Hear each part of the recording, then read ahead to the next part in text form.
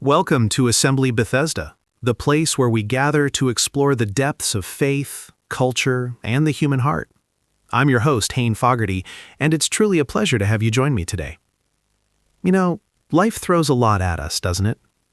We navigate joys, yes, but also deep valleys. Today, we're diving into something that's both heavy and profoundly vital: the theology of suffering.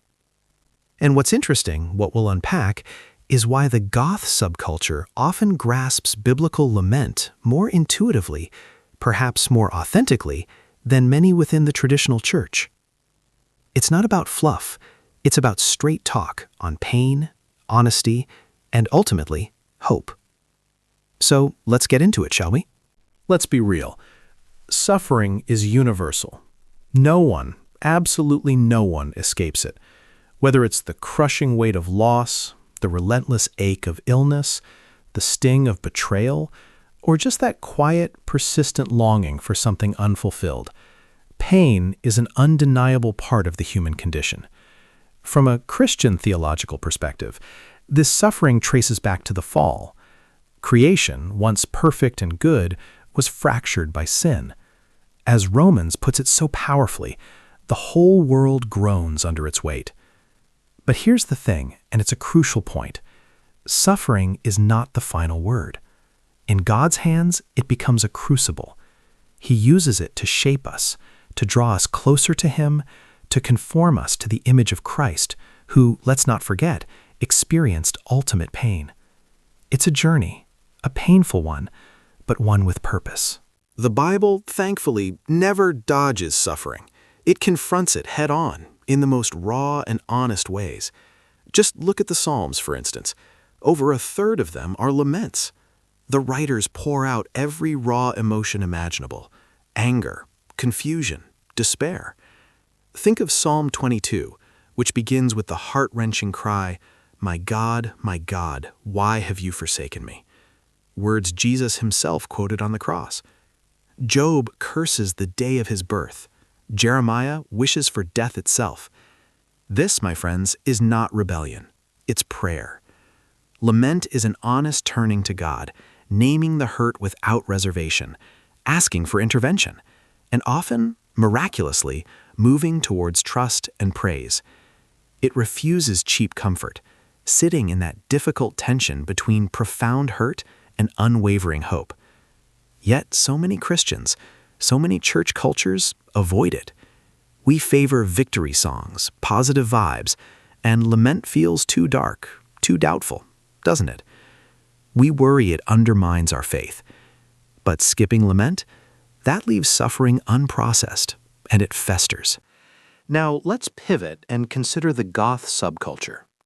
Emerging from the post-punk scene in the late 70s and 80s, goth is often misunderstood. Yes, it embraces darkness, the black attire, the melancholic music, themes of death, isolation, mortality, but it's so much more than mere aesthetics. It's a worldview, a way of facing the shadows, not running from them.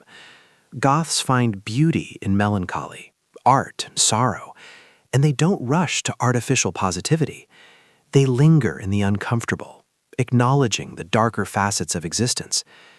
What's interesting is how this approach resonates so deeply with the essence of biblical lament. It's an intuitive embrace of the full spectrum of human emotion, including those we'd often rather hide away. They don't just see the darkness, they find meaning within it, challenging superficial comfort. It's profound when you think about it. This is where the connection becomes so clear, so profound. Goths create from pain. Their lyrics, their art, their very expression often explore longing, loss, the macabre. It mirrors the psalmist's raw cry, doesn't it? Where society often demands we put on a brave face, plaster on a smile, goth culture says, no, feel it all.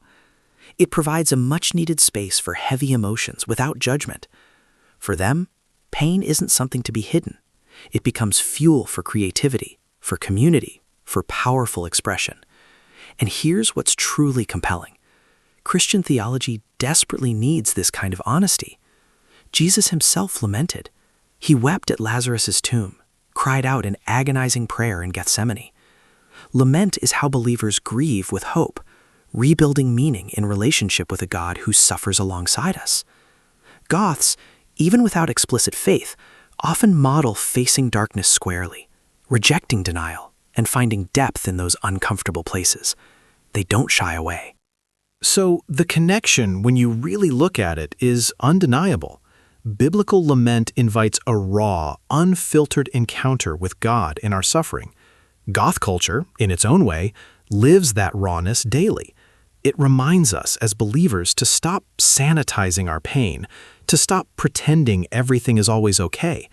We need to embrace lament. We need to let it lead us, not away from faith, but into a deeper, more authentic trust.